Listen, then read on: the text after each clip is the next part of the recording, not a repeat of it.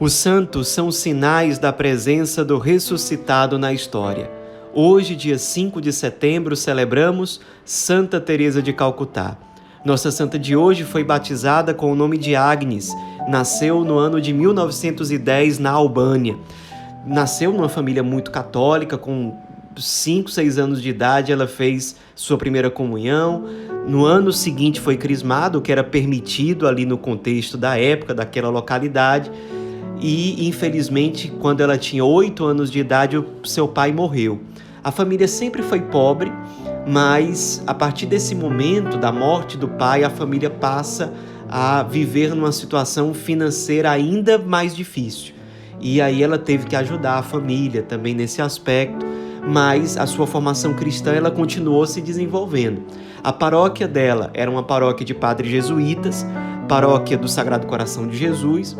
Ali ela recebeu catequese, formação espiritual, participava das missas. Também, quando criança, ela participou de uma associação cristã de crianças chamada Congregação Mariana, e aos poucos ela foi percebendo esse chamado para uma vida de consagração dentro da igreja, uma vocação para a vida religiosa consagrada.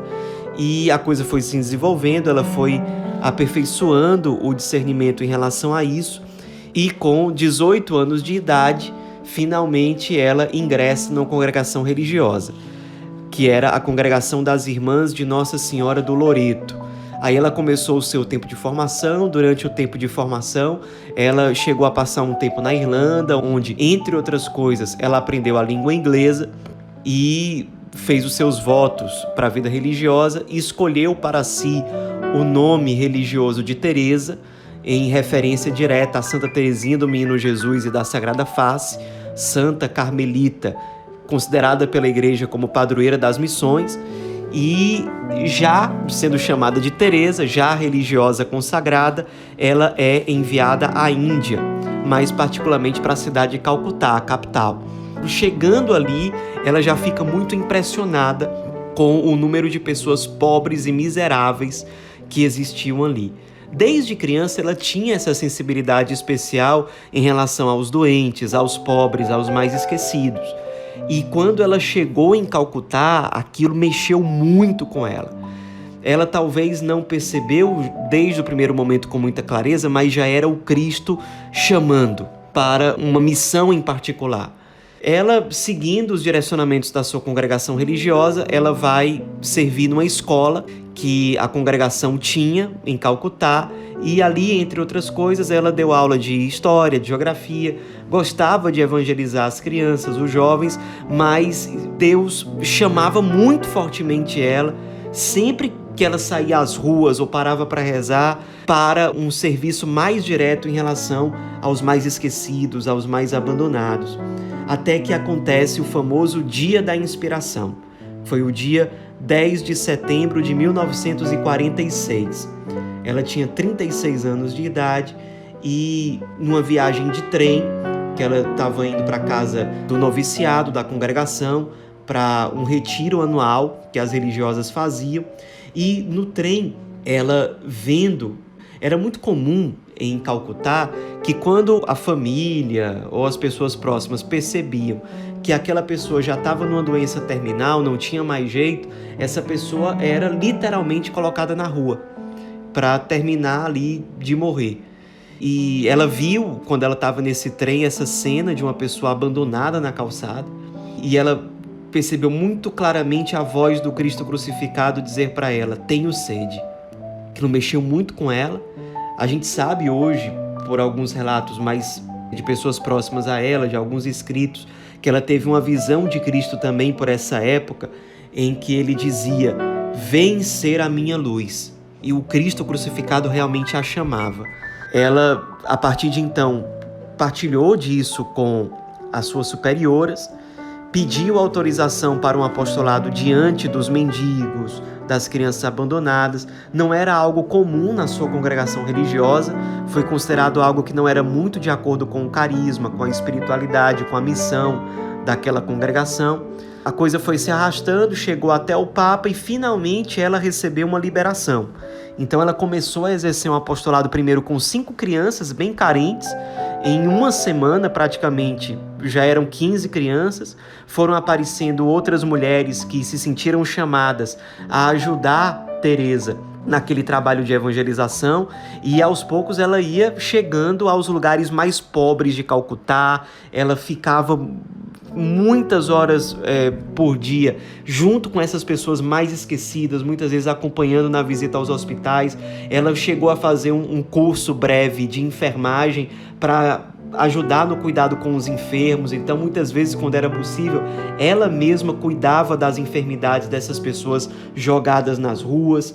E o apostolado foi crescendo, se intensificando.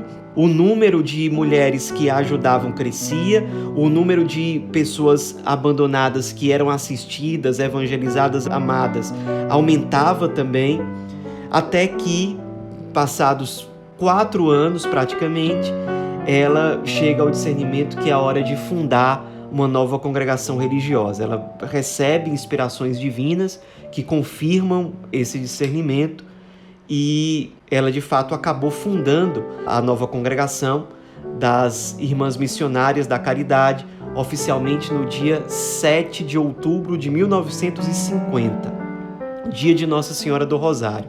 Aliás, o rosário era um objeto que Teresa, que se tornou Madre Teresa com a nova congregação, ela se tornou a superiora geral. Madre Teresa sempre tinha um rosário perto de si.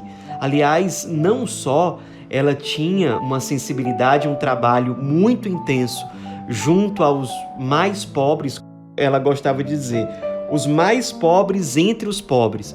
Ela tinha um apostolado muito intenso em relação a eles, mas também tinha uma espiritualidade, uma vida de oração muito intensa. Era costume dela, por exemplo, todos os dias participar da missa, comungar de manhã cedo e sair para a missão com o rosário na mão. E muitas vezes ao longo do dia aquele rosário voltava para a mão dela, para ela estar sempre em oração. Além disso, muito tempo que ela gastava em oração pessoal, em adoração ao Santíssimo. Ela conseguia ter também uma vida de oração muito profunda. Ela tinha também o que ela chamava de novena de emergência.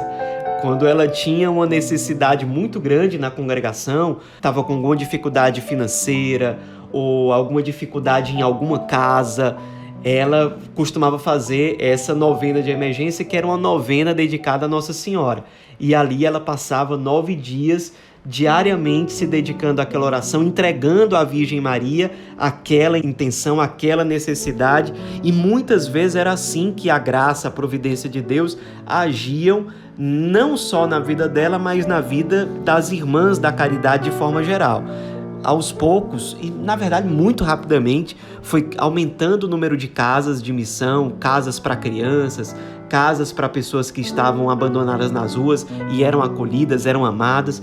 No começo da missão dela, Madre Teresa foi vítima de muita perseguição. As pessoas desconfiavam de que ela realmente queria amar as pessoas.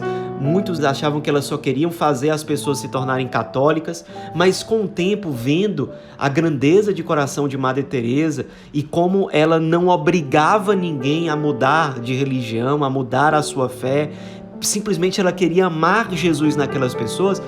Enfim, as pessoas foram não só deixando de falar mal dela e das irmãs, mas passaram até mesmo, sem serem católicas, a ajudar o apostolado de Madre Teresa, muitas vezes financeiramente, por exemplo.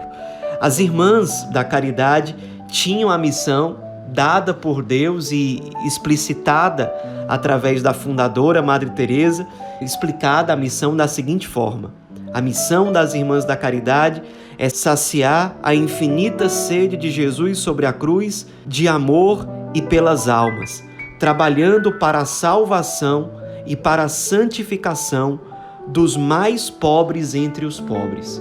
Era essa a missão, em resumo, das Irmãs da Caridade. Muitas estudavam também enfermagem para cuidarem melhor daqueles que estavam doentes nas casas. A coisa foi se espalhando. O primeiro país fora da Índia foi a Venezuela, mas quando Santa Teresa de Calcutá morreu, já havia casas da congregação em todos os continentes. Ela também ficou muito conhecida mundialmente porque ela foi pioneira em criar nos Estados Unidos casas de acolhimento para pessoas vítimas da AIDS ou que tinham o vírus do HIV. Então, isso bem na década de 80, no auge dessa questão da AIDS, ela ficou muito conhecida também por essa proatividade, essa iniciativa de cuidar das pessoas que estavam abandonadas nessa nova situação que aparecia naquele momento histórico. No fim das contas, ela acabou inclusive recebendo o Prêmio Nobel da Paz no ano de 1979, depois de uma vida intensa de serviço aos pobres, de amor ao Cristo. Inclusive fundou outras associações cristãs, congregações de mulheres, de homens, de sacerdotes. Então, por exemplo, ela fundou os Irmãos Missionários da Caridade, o ramo contemplativo das Irmãs da Caridade, que também foi fundado, os Irmãos Contemplativos, os Padres Missionários da Caridade, os colaboradores de Madre Teresa, os colaboradores doentes e que sofrem, depois o movimento sacerdotal Corpus Christi. Tudo isso foi fundado por Santa Teresa. Brotaram de um mesmo carisma que foi se diversificando historicamente em diversos institutos de vida religiosa. Ela ficou cada vez mais conhecida no mundo. O próprio Papa João Paulo II esteve com ela várias vezes, admirava demais, os dois viraram amigos. E ela morreu no ano de 1997, no dia 5 de setembro, por isso nós celebramos o dia dela nessa data. O Papa João Paulo II diminuiu o tempo necessário para os trâmites da beatificação. Ela acabou sendo beatificada pelo próprio Papa João Paulo II no dia 19 de outubro de 2003, numa celebração em que estavam presentes no Vaticano mais de 300 mil pessoas, e São João Paulo II se referiu a ela dando o título de Mãe dos Pobres, disse sobre ela que o amor e a dedicação aos necessitados transformaram-se em um dos marcos deste século. Com isso, ele quis dizer que o século XX foi muito marcado por misérias, por pobreza, mas também é um século muito marcado por aqueles que testemunham a sensibilidade, a compaixão diante desses que sofrem. E Madre Teresa foi um dos grandes luminares desse século XX, de muito sofrimento, mas também de pessoas que muito se compadeceram e que encontraram nesse sofrimento a presença real de Deus por meio do encontro com Cristo crucificado. O Papa João Paulo II também dizia sobre ela nessa celebração: segue viva em minha memória a sua diminuta figura, dobrada por uma existência transcorrida a serviço dos mais pobres entre os mais pobres, porém sempre carregada de uma inesgotável energia interior, a energia do amor de Cristo. Essa energia que movia Santa Teresa de Calcutá, ela mesmo explicava o que é que a movia a se gastar, a se consumir a cada dia, dizendo o seguinte: ao terminar nossa vida, seremos examinados sobre o amor para com o nosso próximo, particularmente para com os mais pobres dos pobres. Foi isso que a moveu no seu carisma, na sua espiritualidade, na sua missão, durante mais de 50 anos, em que ela se dedicou a essa vida, à entrega total, à oferta total de si mesma pelo Cristo presente nos mais pobres entre os pobres. Nos inspiremos na vida dessa grande santa, dessa grande mulher que nos impele a também sermos sensíveis diante da dor do outro, a encontrar Deus precisamente nos maiores sofrimentos deste mundo, deste século, que nos impele a encontrar as respostas para as perguntas existenciais mais profundas que nós temos, não numa vida passiva, mas precisamente no sair de si para tocar a carne sofredora de Cristo, que se deixa encontrar nos menos amados, nos mais pobres entre os pobres. Santa Teresa de Calcutá, rogai por nós.